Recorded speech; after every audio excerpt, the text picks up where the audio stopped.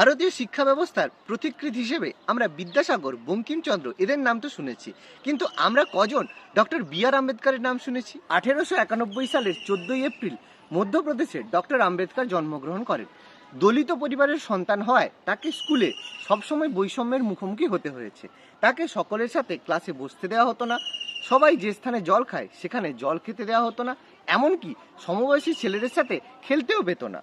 বড়দার সরকারি চাকরিতে যোগদানের পরেও সেই একই বৈষম্য অব্যাহত ছিল।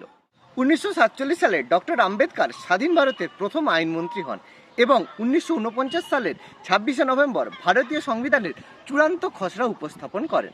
তার দ্বারা প্রণীত হিন্দু কোড বিল জওহরলাল নেহরু প্রত্যাখ্যান করলে তিনি 1951 সালে আইনমন্ত্রীর পদ থেকে পদত্যাগ করেন। তার অর্থনৈতিক দক্ষতা ভারতীয় রিজার্ভ ব্যাংক প্রতিষ্ঠার অন্যতম গুরুত্বপূর্ণ ভূমিকা পালন করেছিল। ডক্টর আম্বেদকর প্রথম ভারতীয় যিনি লিঙ্গ বা বর্ণ নির্বিশেষে প্রতিটি প্রাপ্তবয়স্কের ভোটাধিকারের জন্য আওয়াজ তুলেছিলেন। তিনি শ্রমিকদের জন্য সমান কাজের জন্য সমান বেতন আইন নিয়ে আসেন। শ্রমিকদের কর্মঘণ্টা 12 ঘন্টা থেকে কমিয়ে 8 ঘন্টা করার কৃতিত্বও তার। তিনি অর্থনীতিতে দক্ষিণ এশিয়ার প্রথম পিএইচডি অধিকারী ছিলেন। তিনি মহিলাদের জন্য অনেক প্রগতিশীল আইন প্রণয়ন করেছিলেন।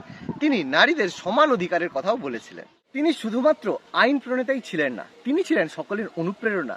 জাতিগত বৈষম্যের কারণে হিন্দু ধর্মের প্রতি আস্থা হারিয়ে তিনি 1956 সালে জনসমক্ষে বৌদ্ধ ধর্ম গ্রহণ করেন।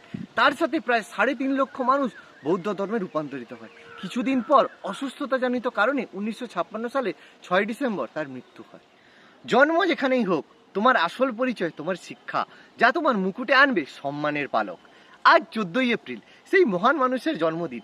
এই দিনটাকে কি আমরা শিক্ষা দিবস হিসেবে পালন করতে পারি না? কমেন্টে অবশ্যই জানাও।